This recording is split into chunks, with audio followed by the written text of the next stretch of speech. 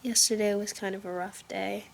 I wasn't really having a mental breakdown, but I was kind of close to having one. It just felt like, again, everything was going wrong and that the world was crashing down on me.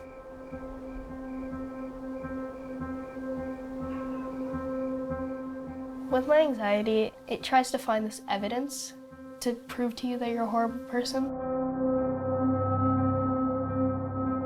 I call it evidence as if it was like a scene of a crime or something, but that's like literally the only way I can describe it.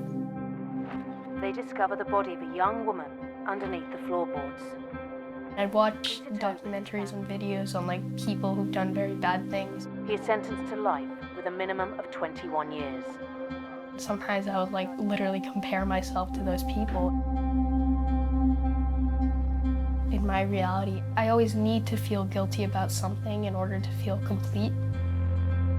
Whenever I'm not thinking about this horrible dread, I feel like something is missing from me. When I took her to Brazil in August, she was really bad during that trip. Really, really bad. I remember one night I saw her struggling so much with the anxiety and like not being able to get out of the room, not willing to see anyone. She didn't want to eat. She seemed so helpless. And I remember that I went downstairs and I cried.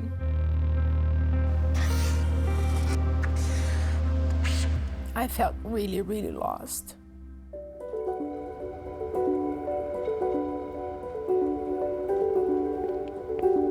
The most important thing that a parent can do for their child is to teach them that they can handle anxiety. Hi. Hi, Lillian. How are you? Good, how are you? Good, good, good. Having a new tool in the toolbox for how we can treat child anxiety that doesn't rely on the child participating themselves directly is huge. But sometimes parents are a little daunted. What if they get mad at me? What if they think I don't love them anymore?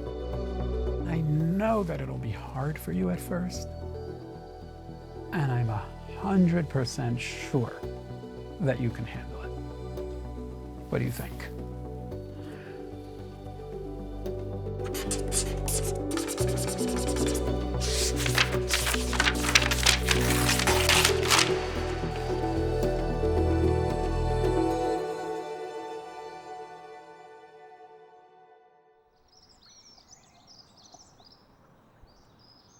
I just love being a mom. That's the best thing that ever happened to me. The happiest moment of my life was when I became a mom. I remember when I had her, the nurse came into the room and she said, "What are you doing? You're holding the baby next to your heart. You know, she's gonna get used to your heartbeat and she's not gonna be able to be without you." But it was almost like a prediction because she was always very attached to me as a baby. Then growing up, she couldn't be in a different room. She needed to sleep with me. She had to be on my lap. She had to be next to me. She had to be touching me. Many times she would call my cell phone and I would be with her with the open phone. So she would hear me shopping. I couldn't go out at night. Whoever was with her would call me 20 times because she needed to hear my voice. I would get resentful because I felt like I had a newborn.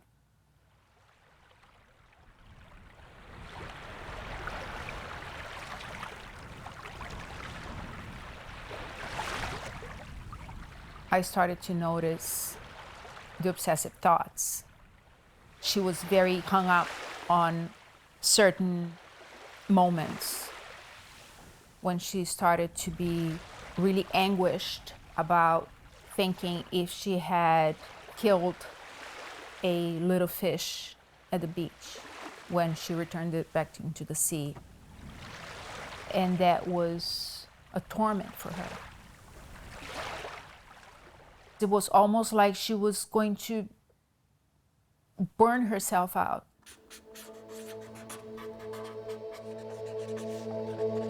worst moment in my life was probably over quarantine.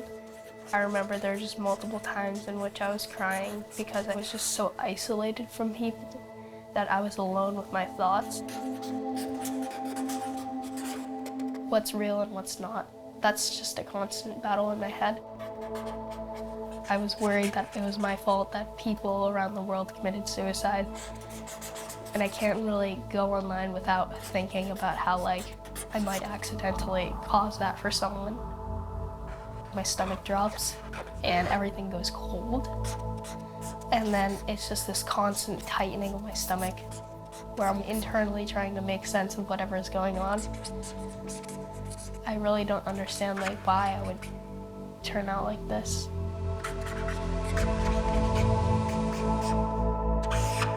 The whole idea is always to make her feel better. I did everything she wanted. I never set limits. That's what you want as a parent. If you want the child to feel better.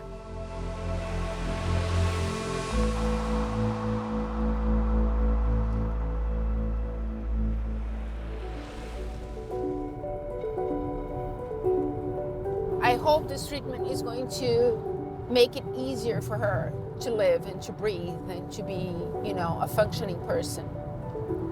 I hope she's not going to be frozen with anxiety and fear anymore.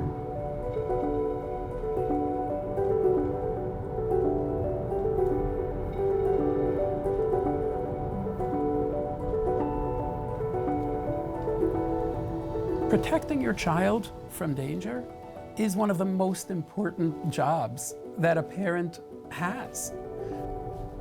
But when it comes to anxiety, that doesn't work. Over time, children actually feel more anxious, and that can really take over a family's life in some really big ways.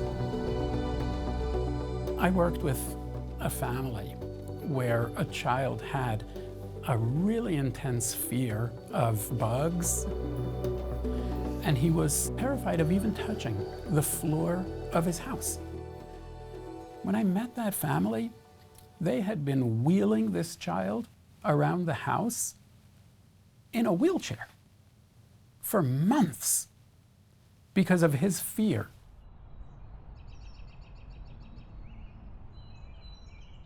How have the past few days been at home? The usual anxiety about homework, anxiety about not having time to do everything she needs to do. Mm-hmm.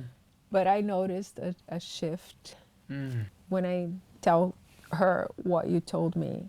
When I say, yeah, I know it's really hard, but I know you can handle it. Mm-hmm.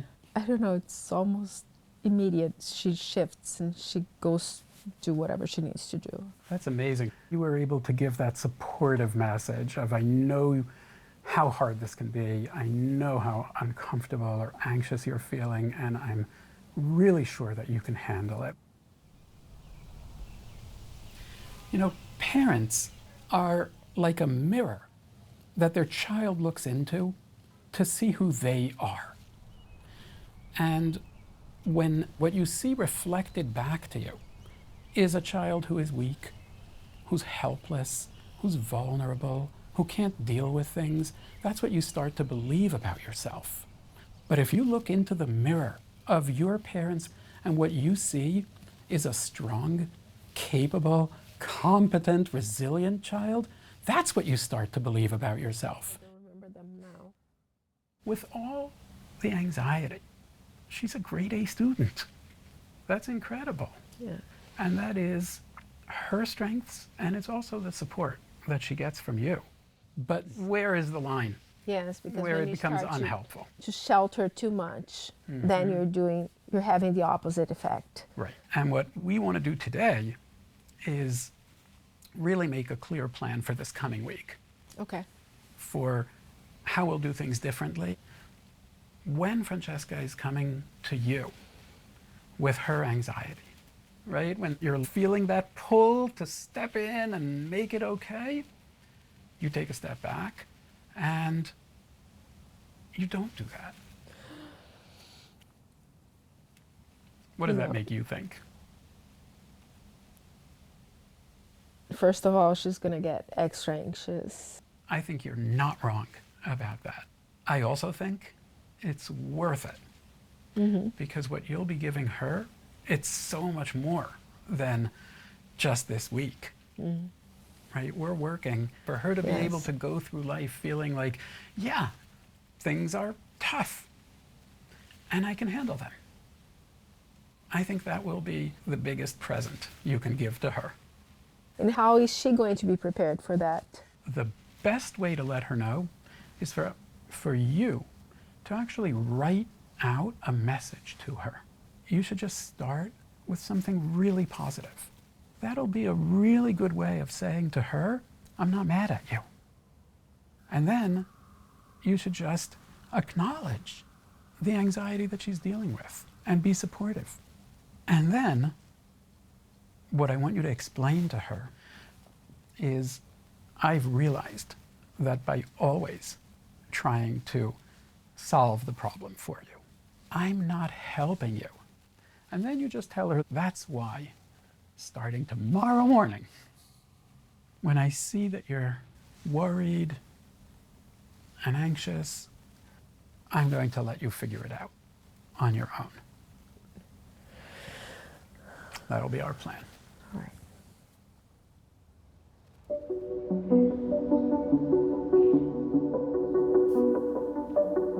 When every nerve in your body is yelling out, jump in there, it is really, really hard to tell yourself, yeah, that's not how I'm going to help this kid.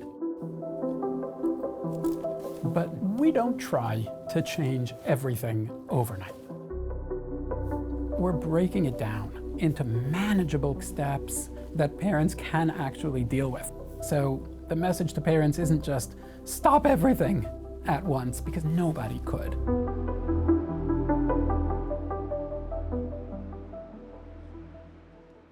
Hopefully see some more family than we did last year with the pandemic. Yeah, that's it. So Florida's better for vacation. How has it been with James? So things have been, they've been certainly improved. Let's go, James. Time to get in bed. Do I have to go to bed already? It's time.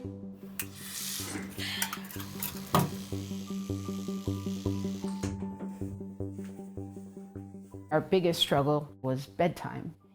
He was having trouble in the dark, so we had multiple night lights.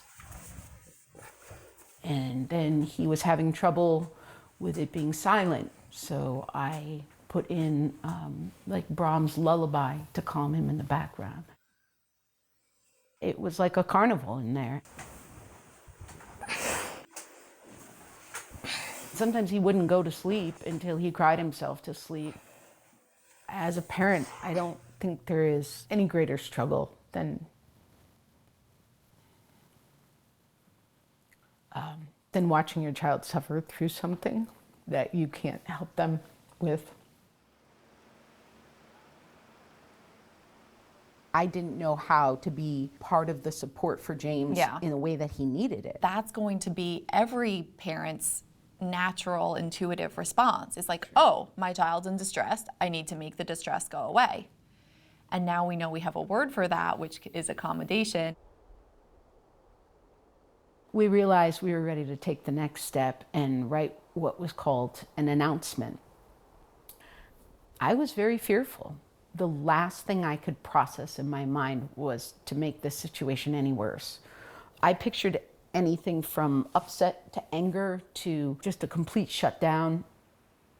We spent a lot of time like making our plans, writing the announcement of the plan. Like we thought really carefully about like what are all the things that could go wrong, like how are we going to respond? But it really ended up being a solid plan.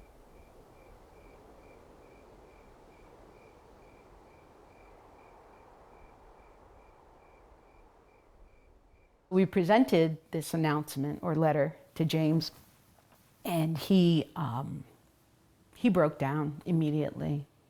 I told him that this is all of us just trying to help better support one another, and we started.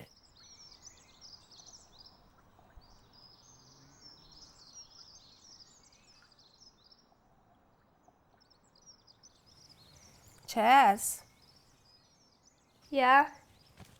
can you come downstairs for me for a little bit? Okay.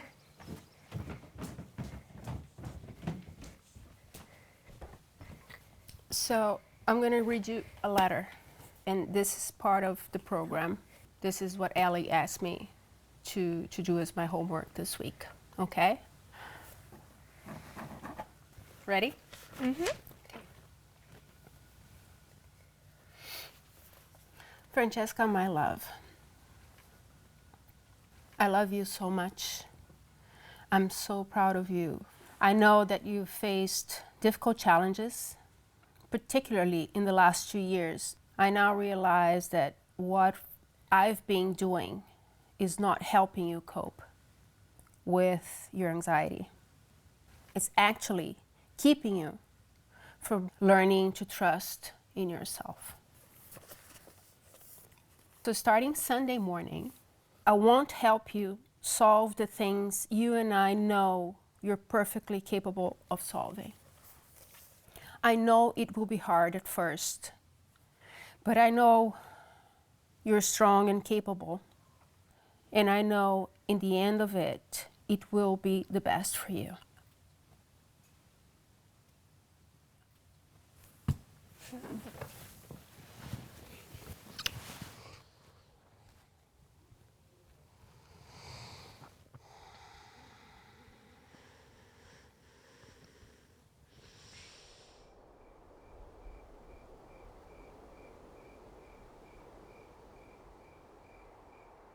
There has been crying fits. It's been hard because it's hard for her, it's hard for me. She's very mad at me. She says that I abandoned her, that I don't even care. I know that she's still there and that she loves me. It's just that sometimes when I need her help, it doesn't feel like that.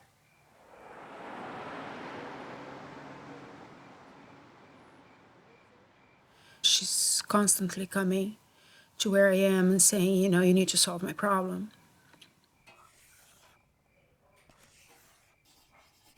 I feel kind of betrayed, left alone. And I'm being brutally honest here. I get angry and upset. Yeah.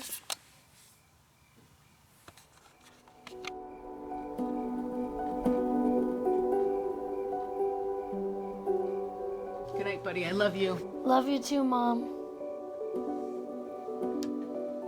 Reminding James that I know things are scary and I know things are difficult and that worry is normal, but you have the power to get through things, allowed me to believe I had the power to get through things. It wasn't just a quick fix overnight, but to feel that, whoa, I think this is working. And then to have that continue was really uplifting for all of us. Yeah. I'm astonished. The process does work. And I was very skeptical.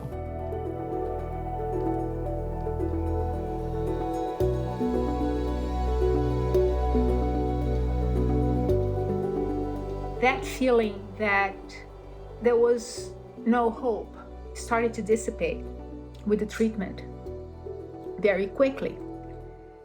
And it was a complete game changer. For me, certainly. Very liberating, but for her as well.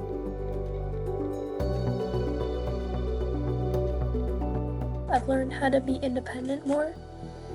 I've learned to turn to myself to solve problems instead of turning to other people to solve my problems for me.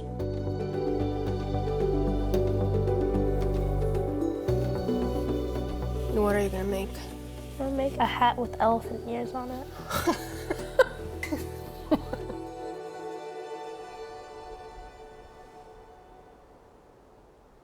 If you're watching this, just remember that it's always gonna be okay. That's what I've learned. In the end, it always turns out a lot better than you thought it would. So, hang in there.